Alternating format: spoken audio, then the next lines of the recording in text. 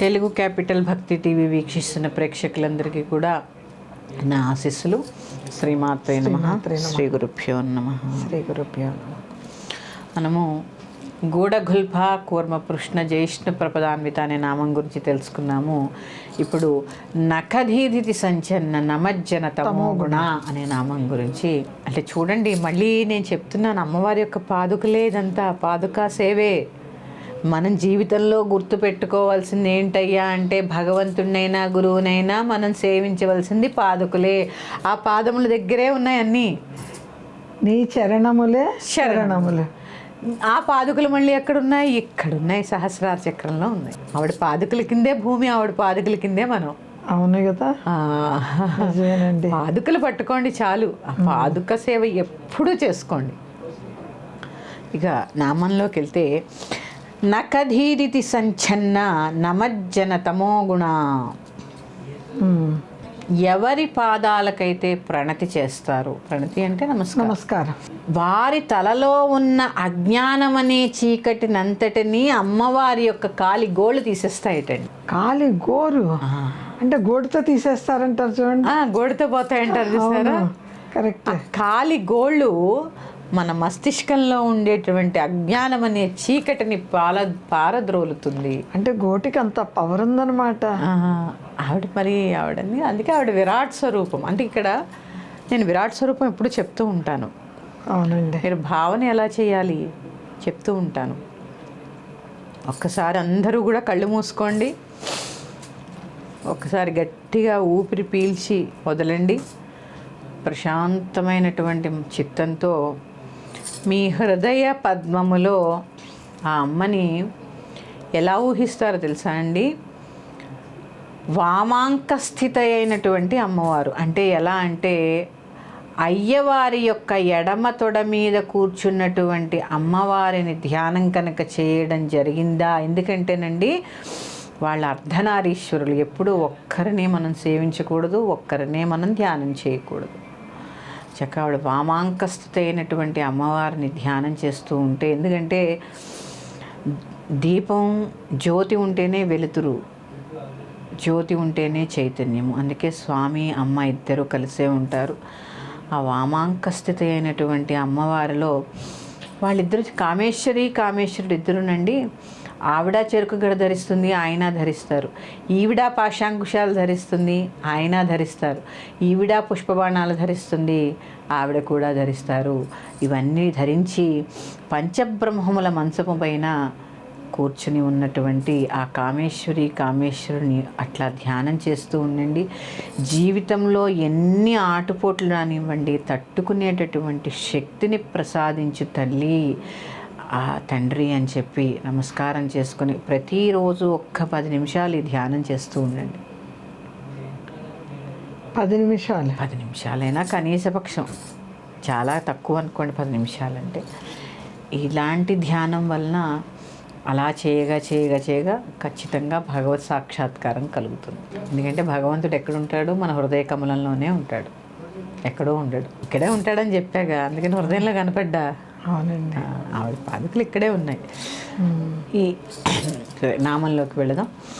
నఖదీధితి సంచన్న నమజ్జన తమోగుణ. అమ్మ యొక్క కాలి గోళ్ల వల్ల ఎవరైతే అమ్మవారి యొక్క పాదములకి ప్రణమిల్లుతారో వారి మస్తిష్కంలో ఉండే అజ్ఞానం అనే చీకట్లన్నిటినీ కూడా పారద్రోలేటటువంటి కాలి గోళ్ళు. అంటే ఇక్కడ ఏంటంటే తల నిండా అజ్ఞానం అనే చీకటి. అవునండి. అవునా? తల నిండా, మన తల నిండా అహంకారం. మళ్ళీ ఇక్కడ చూడండి, కొబ్బరికాయ ఎందుకు కొడతామంటే ఇంతే అహంకారం. మన మస్తిష్కానికి చిహ్నం కొబ్బరికాయ, అందుకే అంత గట్టిగా ఉంటుంది పెళుసుగా. ఒక్కసారి కనుక మన అహంకారాన్ని ఆ పాదాల దగ్గర వదిలేస్తే తీయటి నీళ్లు, తీయటి కొబ్బరి ఉంటుంది. మధురమైన ఆలోచనలు వస్తాయి, మధురమైనటువంటి బుద్ధి వస్తుంది. అక్కడ వదలాల్సింది ఏంటి? అజ్ఞానం అనే చీకటి అంటే అహంకారం. అహం అంటే నేను అనే మమకారాన్ని వదిలేయాలి. నేనే గొప్ప, నాకే అన్నీ వచ్చు, నేను కాబట్టి ఇంత చేశాను అనే అహంకారం ఆవిడ పాదాల దగ్గర. ఈర్ష, ద్వేష, అసూయాలనే అహంకారం ఇవన్నీ మస్తిష్కంలో ఉండేవేగా. అంతే కదా. చిత్తము, మనస్సు, అహంకారము, ఈ మూడే డేంజరు. అవునండి, చిత్తం మరీ చిత్రాలు ఈ చేస్తుంది. చిత్తానికి అహంకారం తోడైతే ఇంకా ఘోరం, ఇంకా విచిత్రాలు దీనికి జరుగుతాయి. మనసు కూడా తోడైందంటే ఇంకా అసలు వాడు ఎక్కడ దిగడు. అంటే ఇక్కడ ఏంటి అంటే తలను వంచని వారికి ఎప్పటికీ కూడా చీకటి పోదు. తలలో ఉండేదంట అజ్ఞానం అనే చీకటి. అవునవును. ఎవరైతే తల వంచడో అమ్మ పాదాల దగ్గర వాడికి ఎప్పటికీ కూడా చీకటి పోదు. మళ్ళీ ఆ తల వంచినట్టు కూడా నటించద్దు. ఎందుకంటే గుడికి వచ్చినప్పుడు ఓ మొక్కేస్తాం, గుడి బయటకు వెళ్ళో ఆఖరికి గుడి బయటకు వెళ్ళి అంటారు మీరు. అవును. గుళ్ళో కూర్చుని కూడా పక్క వాళ్ళని విమర్శిస్తూ ఉంటాం, పక్క వాళ్ళ మీద అసూయ పడుతూ ఉంటాం. ఇదంతా చీకటేనండి, ఇదంతా చీకటేగా. నిజమే కదా. ఇవన్నీ కూడా ఇలాంటి చీకట్లన్నీ కూడా ఆవిడ పాదాల మీద పెట్టినప్పుడే, తల వంచినప్పుడే ఈ అజ్ఞానం అనే చీకటి నశిస్తుంది, లేకపోతే గోటుతో తీసేస్తుంది. తీసేస్తుంది. ఇక్కడ అదే చెప్తున్నారు. అంటే ఇక్కడ ఉండాల్సింది ఏంటి? నమ్రత, వినయం అనే లక్షణంతో ఆ పాదాల దగ్గర తల వంచాలి, అంతేగాని ధూర్త లక్షణంతో కాదు. అతి వినయం ధూర్త లక్షణం కాదు. ఎలాంటి నమ్రత, వినయము అనే లక్షణాలతోటి అమ్మ పాదాలకి తల వంచాలి. ఆ ఎర్రని పాదాలకి ఆ తెల్లటి గోళ్ళు 10 చంద్రవంకలు అమర్చినట్టుగా ఉన్నాయట. 10 చంద్రవంకలు నెలవంకలు అమర్చినట్టుగా ఉన్నాయట ఆ ఎర్రని పాదాలకి, పారాణి పెట్టుకున్నటువంటి పాదాలకి. ఓహే చూడండి, అసలు ఎక్కడా కూడా ఎక్కడైనా చందమామ కనపడితే చల్లగా తెల్లగా ఉంటుంది తప్పితే అరుణకాంతి కనపడదు. అవును, ఎర్రని కాంతి ఎక్కడ కనపడదుగా. కానీ అమ్మ పాదాల దగ్గర చూడండి, అటు ఎర్రని కాంతి, ఇటు తెల్ల చంద్రకాంతి. అరుణకాంతి కనబడితే చందమామ కనపడదు, సూర్యుడు కనపడితే చంద్రుడు కనపడదుగా.